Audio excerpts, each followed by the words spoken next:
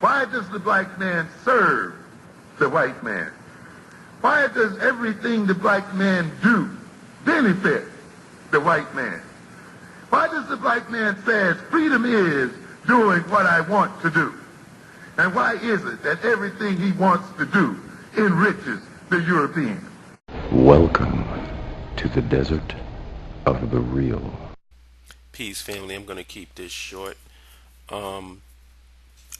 I want to make a video and I want to basically ask you guys a question.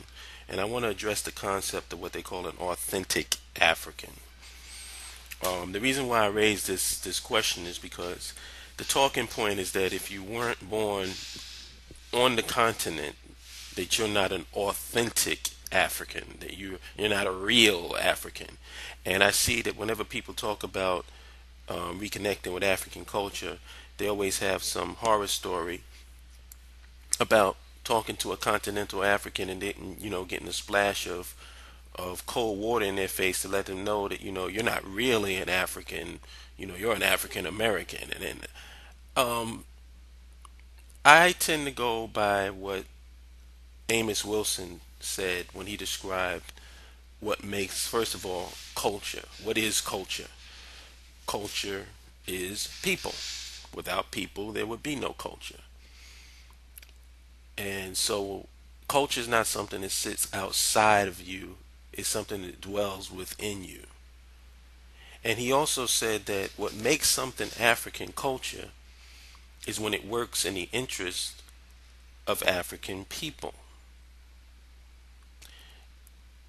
I have two examples that baffle me and something that I want maybe some explanation from the people who feel that you're not an authentic African unless you're born on the continent. If Africans on the continent are practicing traditional African spiritual systems and spirituality, and yet they can anoint a white man as king or chief of a tribe, are they truly engaging in functional African culture? Does that follow in the same line that Amos Wilson was talking about, where he said that what makes something African culture is when it works in the interests of African people? When you can have a white man with 37 wives, black African women as wives, and a white king where you're supposed to bow down to acknowledge this guy. Is that really African culture? I just want an answer to that. Give your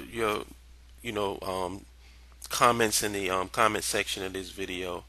There was another point that I wanted to make, and I've made it before. I don't feel insecure. I don't feel like I've been knocked off of some pedestal or block or something when a continental African wants to portray themselves as a more authentic African than me. See, that stuff doesn't bother me because, like I've said before, I know what 2 plus 2 is. It's 4. So if somebody thinks it's 5, that doesn't hurt me. You know what I'm saying? It doesn't get under my skin the way that I think it does, because I feel like the people that the way it upsets them so much is that maybe they really feel that Africans on the continent are more authentic Africans than they are. Maybe that's why they get so hurt when they feel that a continental African doesn't accept them as a brother or a sister. And keep in mind, I'm not talking about all continental Africans, because the continental Africans that I deal with accept me as a brother. And I accept them because they know that we're all African people. We're just African people on different parts of the planet, but we're all African people. So, Pan-Africanism addresses that, and anybody that's not about that is by definition, a bootlicking coon.